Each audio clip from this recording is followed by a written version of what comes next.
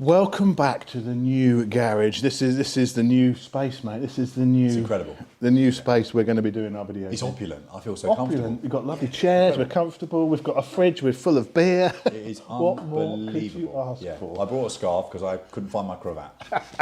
He's dressed up for this and everything. You've got a tux on there, haven't you? Welcome along, guys. Well, in this video, I'm very aware I haven't done any sort of best of 2022 or there's been no New Year video. So this is a bit of a belated Happy New Year video, basically. And what we're going to do, we've got Gregoire with us, obviously, and what we're going to do is run through some of the best new bikes coming for 2023. Yeah. What we think are the ones we're most excited about. So if that sounds of interest, grab yourself something alcoholic, sit back, make yourself comfortable, and Chop C, roll the intro.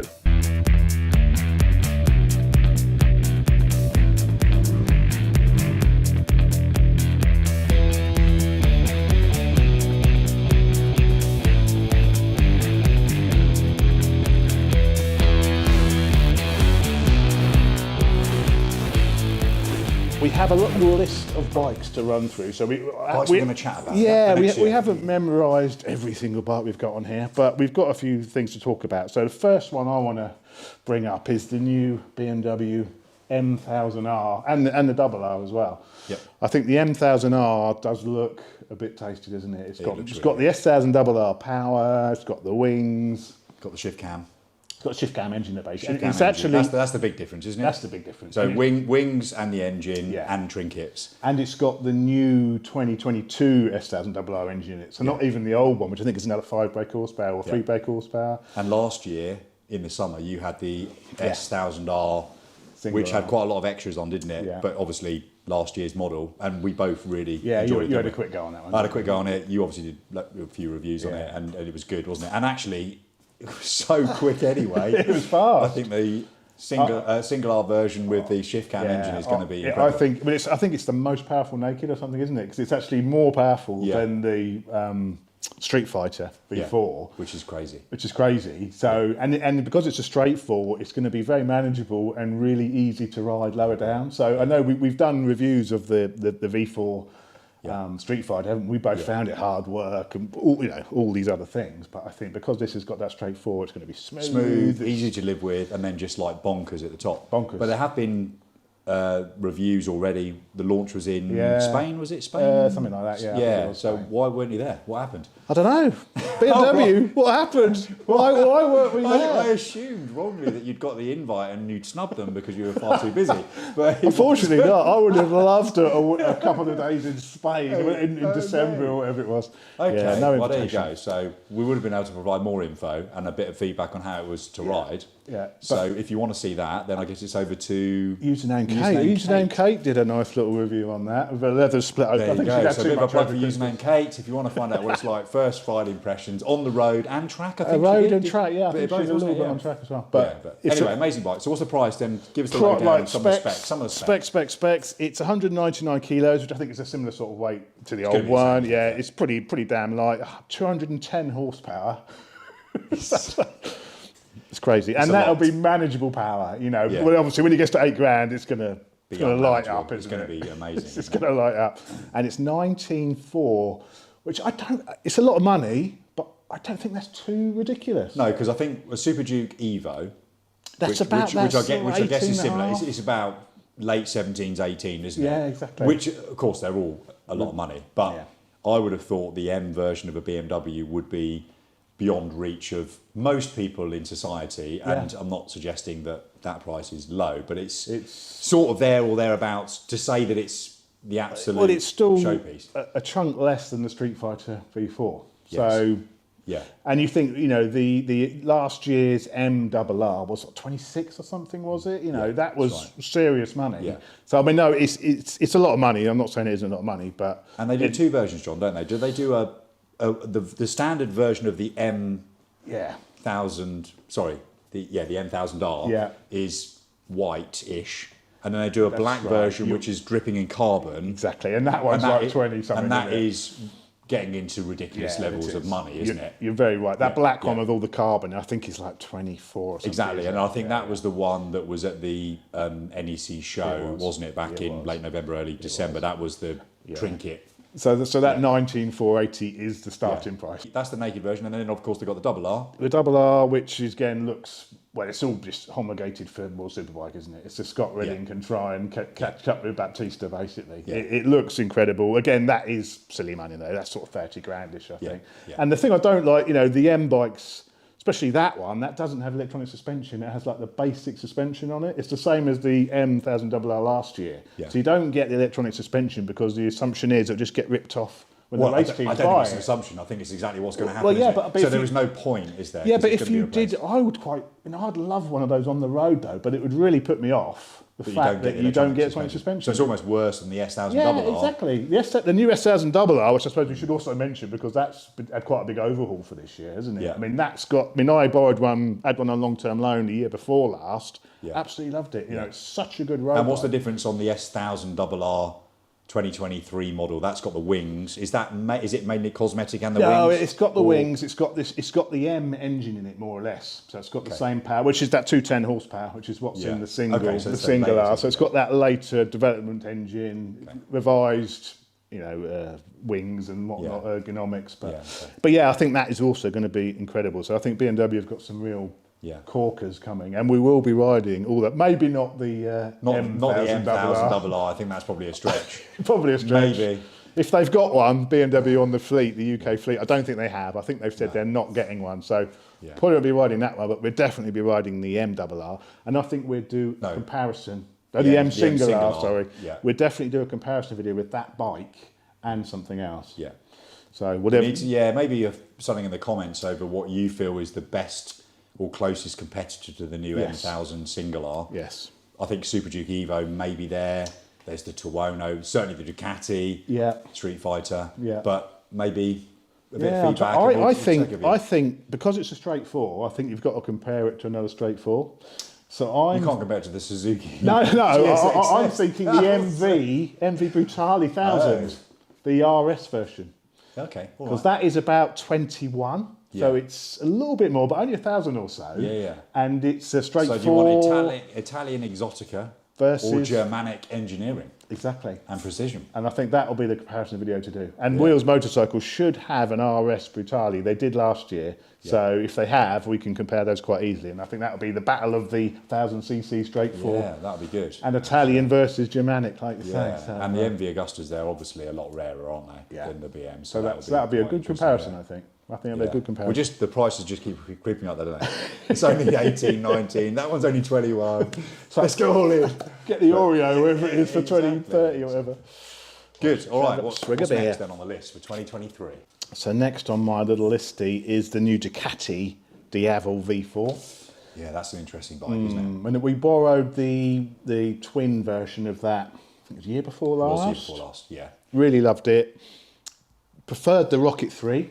If you want that sort of big cruisery muscle bike, but it was more agile than a Rocket. It handled better than a Rocket, but it's that Ducati twin. You got below 3,000 revs, it's rattling your teeth out, and it revs out at like $8,000 or whatever. But that V4, we both liked it though, didn't we? Oh, I really liked it. It's just that really liked it. On balance, I think we thought the Rocket 3 from Triumph was just a better overall package.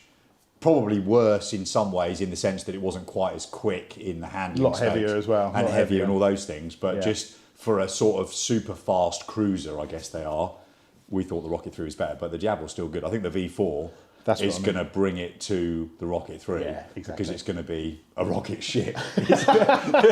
Literally a rocket ship. So I presume it's the same engine as the Multistrada V4. Exactly, yeah. Same power, I think it's the Gran Turismo motor they call it, and in the V4 Multi, because we, being honest, we didn't really like the Street Fighter, did we? We found it quite an aggressive, with the Desmo heads. The Gran Turismo engine, which is in the Multistrada, is a much more smooth. I've not tried it. You've Refined. tried No, it? you haven't. Yeah, I've tried it a you've few tried times. the Yeah, a Multistrada, few yeah, I've not times. tried it. Yeah. It's a really, really good engine. Yeah, so it's sort of like it works for that engine on the Exactly, road, exactly. engine braking, just the whole feel of it's better. And that's going to be in a Diavel. So which means it should be. It should be really good. It's a bit less power. It's 168 horsepower, which is still ridiculous, but is it's that less less than the Multi, is it? It's the same as the Multi, Same as the but it's Multistrada. less than the Street Fighter, which of course. is the 200 sort of power Yeah. figures, you know. Yeah. So, yeah, I think that's going to be a really, really nice bike. And what's the price?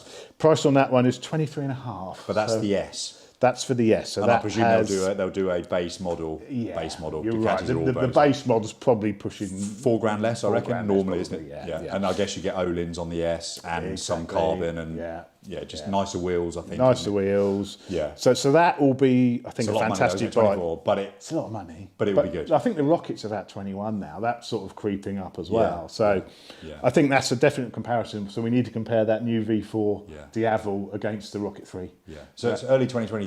By the time we get to 2024, we'll be impressed when any bike's under 30 grand, won't we?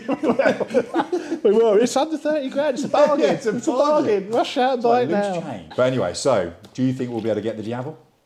Yeah, so Diavel Definitely. test, very good. Might be able to get the Rocket 3 again to do a bit of a back to We back. can definitely do that video. We can definitely do that That'd be good. comparison. The I think same that'd be really format as what we did the Honda and the Goldwing and the K1600. Yeah. We both do a first ride. Yeah. Mind you, we've both ridden the Rocket 3, haven't we? But Can't do a first ride on the Rocket 3.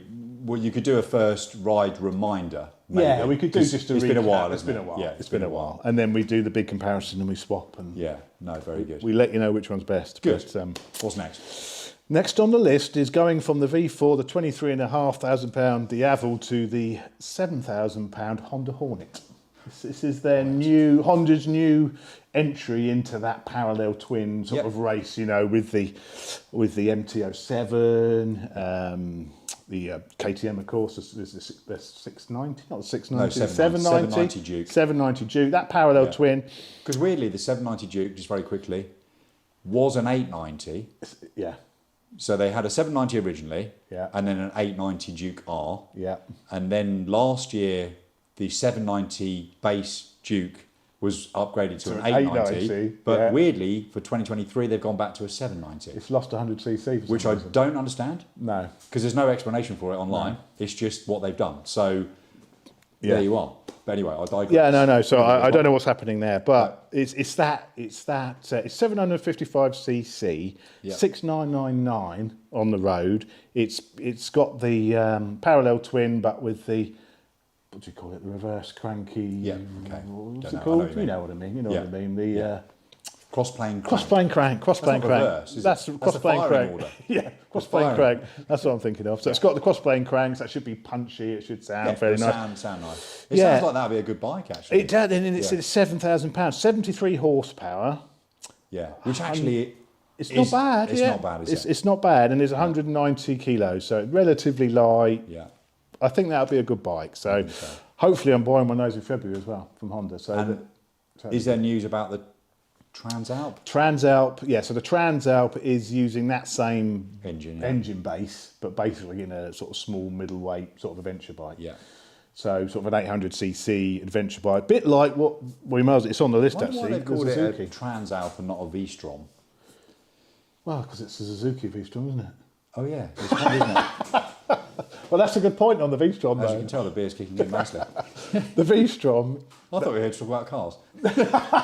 well, Suzuki have done the same thing, haven't they? Because they've just brought out this GS. We'll talk about that now as we've nicely sort of moved on to What a that. segue. What a That's segue. segue Perfect into it. I love segue. that phrase, Segue. The Suzuki GS8S. I can never remember what to call it because it's the most bizarre name I've ever heard. The Suzuki GS8S. God, that's an awful thing to say, isn't it? It's awful. I don't know what the 8. What's the 8? It's 800cc, I 800cc, suppose. yeah.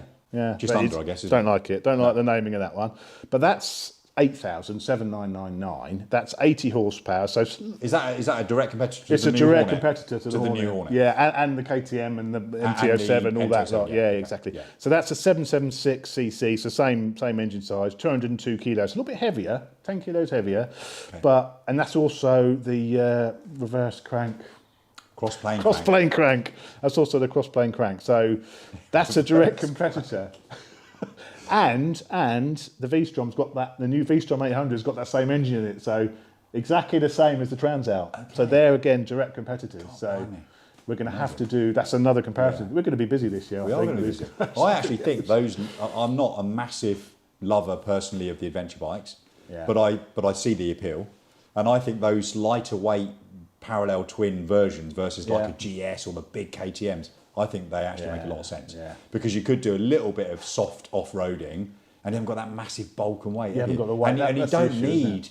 You don't need over 100 horsepower off-road, do you? You really don't. No. And so I think they'd probably be good bikes, actually. Yeah. Probably something that you could get a little bit out of shape on and, you know, sort of drop, but enough strength to keep it upright. I think it'd be good. Yeah. So the V-Strom and the Transalp, that's a comparison for us. And the GS8S and the Hornet, that's another comparison. So. And they're all 8-9 grand price. They're all the Hornet's 7 and the Suzuki's 8. And wonder what the 790 KTM's going to be. Is that about the same sort of money? 8 grand maybe? I think it may be a little more. Yeah, it's a little bit more. I'm going to say it's over 9. It's more 9, you think? I think so. But, well, maybe again, I don't think that they're, in my opinion, the price bracket shouldn't be enough to sway the decision. It's going to be, that's the one that suits me best. Well, what we'll do, the winner of that comparison, we'll put it against the KTM.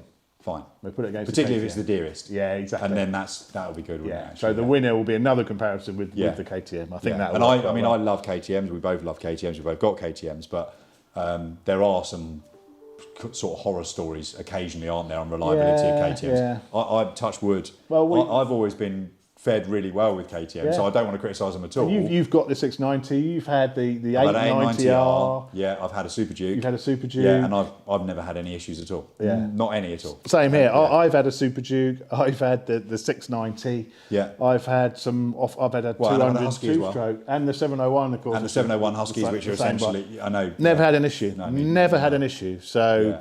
But there are stories on there. They can't be made up, can they? Well, I think I don't know. Well, it's hard to say, but what we can say is we've had a few of them and we've never had a problem. So I always take those stories with a little bit of a pinch of salt, but we'll see. Okay, we'll see. Next? What is next is the new Street Triples.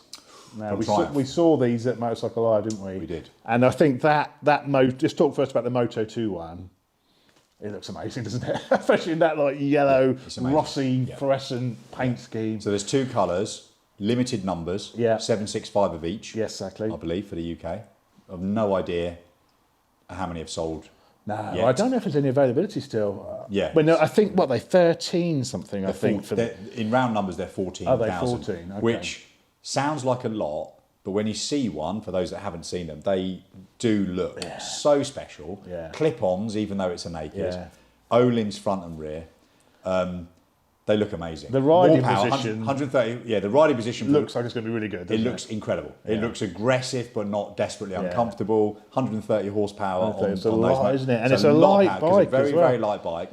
166 kilos dry. I mean, it's a light bike. It is going to be unbelievable because historically the RS version of the Street Triple, the direct competitor, was the KTM Duke 890R. Yeah.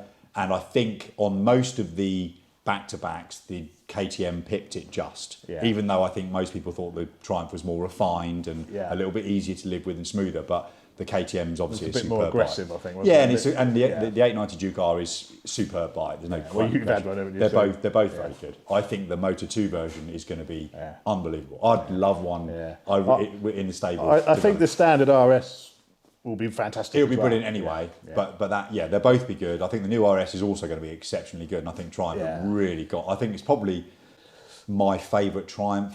I think. The old RS was great. I think I could, because you've had one of those as well, haven't you? You've had one of those. I've owned one. Of course. You said everything. It'd be quicker to talk about bikes that I've not owned. That's why I'm bankrupt, everybody. So I think I love the old RS. Yeah. Being a bigger guy, it's a bit of a small bike. So I mean, if I was a normal sized person, I think I'd have one of them because I think they're absolutely fantastic. A normal sized person, but they're fine to ride, but you just look like a gorilla on a pit bike, right? They are small, compact. I don't have such problems. You're a bit more average size. A bit more average size, but no, they are great bikes. They're great fun to ride, aren't they? You know, and I think in a lot of ways, certainly historically, we preferred it to the speed triple, haven't we? The bigger. Yeah, we've done that comparison. We've done that comparison. Yeah. Quite a few years ago. Yeah. Not the new speed triple, the old one. We need to do, maybe we need. That's another comparison video. The new RS versus the new RS speed triple. Yeah. Because we're going to be busy. We're going to be busy this year. Yeah, Triumph, I think, onto something there with both of that. The RS, the Moto 2, fantastic bikes. Yeah, they look really, really good. The Moto 2, the Moto 2 one, well, hopefully they've kept one behind on the press fleet just to try, because I really want to try that. I think it looks really good, doesn't it? And for 13 grand, nearly 14,000 for a bike which is limited numbers. Well, the Moto 2 Daytona they did, that was like 18, wasn't it? Yeah. So to be sort of 14, it's like, well, it's affordable, you know, and it looks incredible. So yeah, I think the thing it sort of potentially lacks is just pub bragging rights, because it's a 765 and it's 130 horsepower. But actually, forget all of that. It looks amazing, and actually, it's less than the Tuono, the Speed Triple RS Yes, I was going to say standard because they don't do a Moto 2 version. But it's cheaper than that, and actually it's quite exotic, and I think it will hold its money. And for 130 horsepower, I wouldn't be surprised if they go up in value. Yeah, you could be right. Yeah. That could be the sort. I know Triumph are bringing out these Bond edition and all these other sorts. They're doing a lot of special editions, aren't they? But that makes a lot of sense. Yeah, and the Bond editions I'm not so sure about. No, I'm not so sure. And I think they could plummet in value because you're trying to imitate James Bond. Apologies for anyone that owns like the Scrambler one they did, because that made sense, because that was in the movie. But now they're coming out with the RR, the Speed RR. They're doing that in the Bond edition. It's like I couldn't buy a watch that was a James Bond special. I couldn't drive an Aston Martin because it's like a wannabe James Bond, isn't it? Especially if you had massive 007 stickers down the side. Just too ugly and just not sophisticated enough to try and imitate James Bond. Do you want another martini, by the way? There you go. Right, what's next? I think that's it. Oh, that's it?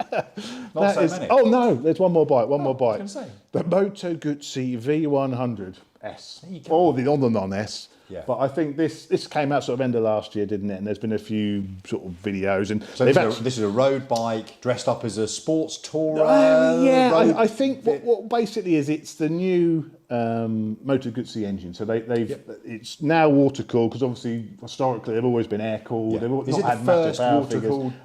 I think it's the first ever water cooled Moto Guzzi. 115 horsepower. So decent reasonable power. And big CC, so it's going to be grunty, isn't it? It's going to be grunty. It's going to be grunty. I think the most exciting thing about it is this sort of active aero it's got, where you've got servos which bring out the wings on the sides, and you go over a certain speed. And I think that's which I think you can turn off. You can turn off, but I think that's sort of really innovative. That's the first bike ever to have that sort of technology on. And it sort of makes a lot of sense, doesn't it? Because I think it looks really good. Yeah. It looks lovely. It looks different. Yeah. I think in the real world it'd be great. It's single-sided swing arm with shaft drive, which I think is really quite nice. No chain maintenance. Looks really amazing. The only thing I was a bit disappointed about was before it was launched, the green, is it an S version, the top? The S is the top. Yeah. It had gold wheels, or sort of goldish wheels, which I thought looked unbelievably cool with the green paintwork, but the production versions don't. Oh, they dropped it. I'm pretty certain that it wasn't actually launched with those gold wheels, which is a bit of a shame. We do like a bit of gold, don't we? Yeah, and it was a really nice non-garish, and it looked, because it's got the single-sided swing arm, you could see loads of the rear wheel. It just looked really, really nice with the green paintwork, which looks great. So I had no idea why they didn't go ahead with that. Yeah. So, I mean, can you obviously flash some pictures up for the the video? big pictures on the screen. And it may be that I'm eating my words and it does have gold wheels, but I'm pretty sure it doesn't, and that's a bit of a shame. But other than that, I think it looks really interesting. Yeah. I think it's got Aprilia switchgear in the main, because they share components, don't they? Yeah. Are they owned by the same? It's the same code as Piaggio. It's all Piaggio. Piaggio group, isn't it? Yeah, it's Piaggio group. So they're all, which I think is a good thing that they share some of the components with. But it does look good. I think it'd be a great road bike, and it's meant to handle, I think. Yeah. And I'll be riding one in a couple of weeks' time. So I've got one from a week from Wheels Motorcycles. So you're going to have a go on it. I've got to have a go. I'm trying to think what to compare, because I've got all these bikes coming. I think the closest competitor, in my opinion, is the BMW R1200. R1250R, which is the naked road bike. It's shaft drive, similar capacity CC, twin. I really think it's going to maybe be we close. should try and get hold of one of those. I think, honestly, I think that's, and I know that they're also a little bit niche, aren't they? Yeah, but a good yeah. bike, and because I thought about that. Yeah. I think All right. Let's do that. I'll speak to BMW UK and we'll try and get one and we'll do a Yep. comparison with Sounds those good. two. Yeah. That'll be close and it'll be tough. It'll be Because tough. and I think they've both got cruise and some of those creature comforts, so it's going to be really, really close actually. And they're probably similar on price. Maybe the I would imagine so. The BM's probably a little bit more The expensive. Motor Guzzi's 15.7 for the S, so It's going to be similar, isn't it? It's going to be. It's I think, really, really similar. Yeah, I think the price is going to be more or less bang Italians versus Germans. on. Again. Who's going to win? No, again, exactly. Again. But that'd be a good little comparison, I think. Yeah. And normally they're teamed up, the Germans and the Italians, aren't they? So it makes a change. It's ahead. There you go. So there we are. So that's the bikes I'm most looking forward to. So it's not a masses of new bikes coming out this year, but those are the ones which piqued my interest anyway. So I can't think of anything else as well. I'm sure No. we'll probably get a few comments of something that we've overlooked, and if we have, I apologise for that. But I think everything else, they're just new colours, slightly updated adaptation of the same bike, aren't they? Really. Yeah. And I think for the first time in quite a few years, I'm not in the market for anything new in 2023. Bloody hell, you sure? It's early days yet though. So it's only January. It's only January. Give it time. It's early days. I may be tempted, but no, I really think. And you haven't ridden any yet? I haven't ridden. No, I'm going to see this year through. So with what I've got, I'm very happy with where I'm at, to be honest with you. So, and I think, same here really. I think you are as well. I mean, Same amazing here. H2 behind. I mean, under these lights, it just looks unbelievable. Honestly, It looks so it's something cool, doesn't it? special. You know, like them or loathe them, you can't deny how amazingly striking it looks. It's just dripping in carbon. It just looks so good.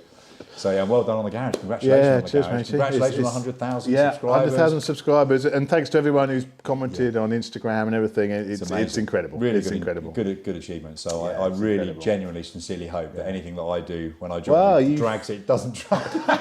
Well, the videos you've done, especially the K1600, I've got about 80, 90 subscribers come from that. Really? So Amazing. Well, thank you very much. there you go. So if you take those away, I'd actually go back down to 999. So you brought me in early. You've boosted it. So yeah. Well, thanks very much. good. Very good. So I think 2023 is going to be a fantastic year for bikes and also a fantastic year for the channel, with both of us working together and doing these comparisons and stuff. So it's going to be more of Greg this year. And give us a cheers, matey. Cheers. Thanks very much. And cheers to everybody. Happy 2023. Happy New Year. Hope you have a good one. Yeah. Cheers. Cheers, guys. Thanks so very much.